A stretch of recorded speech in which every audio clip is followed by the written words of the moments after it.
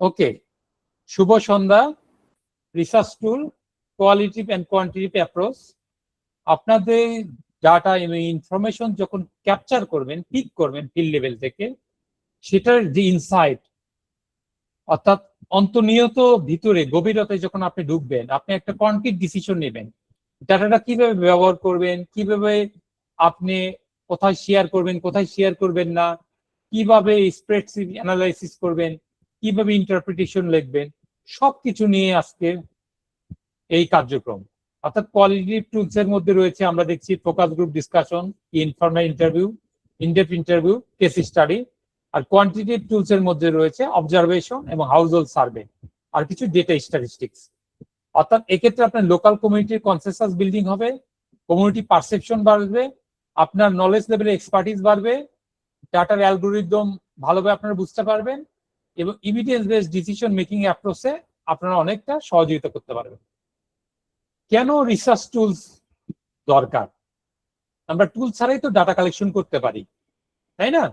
কিন্তু তা হবে না, আমাদের ডাটা কালেকশনের জন্য একটা সায়েন্টিফিক অ্যাপ্রোচে রিসার্চ টুলস দরকার। যেমন রিসার্চ টুল, যেটা আমি অলরেডি বলেছি, FGD, AI, IDI, house hold survey, এটা হলো একটা কোর মেথড।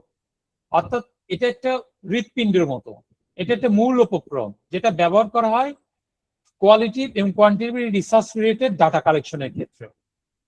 এবং এটা আপনার মতো গবেষককে এমনভাবে সহযোগিতা করবে যেটা আপনার স্থানীয় জনগোষ্ঠীর বিভিন্ন ধরনের বৈচিত্র্যতা, তাদের জীবন জীবিকা, তাদের বিভিন্ন কাঠামোগত অবস্থা, তাদের আর্থসামাজিক অবস্থা, তাদের আচার আচরণ, তারা কোথায় সমবেত হয় এবং তাদের কথা বলার ধরন, সবকিছু আসবে। এবং যার ফলে আপনি যে এক্সপার্ট লেভেল যে নলেজ এবং ইনফরমেশন গ্যাদারিং করবেন, যেটা আপনাকে সোশিও ডেমোগ্রাফিক, আর্থসামাজিক যে পরিসংখ্যান, এবং বিশেষ করে আপনি যে মূল্যায়ন, এবং বিশেষ করে আপনি যে অ্যাসেসমেন্ট, সেগুলোর ক্ষেত্রে হেল্প করবে। পাশাপাশি বেজলাইন স্টাডি, অর্থাৎ বেজলাইন হলো, এটা হলো primary situation of the project intervention, project intervention area. অর্থাৎ কোনো এলাকায় যখন আপনি প্রজেক্ট রান করবেন, এটা যারা এনজিও আকারে আছেন, সেখানে আগে ফিজিবিলিটি স্টাডি করা হয়, অর্থাৎ সেই এলাকায় প্রজেক্টটা করা যাবে কিনা, তারপরে বেজলাইন স্টাডি করা হয়। অর্থাৎ ওই এলাকায়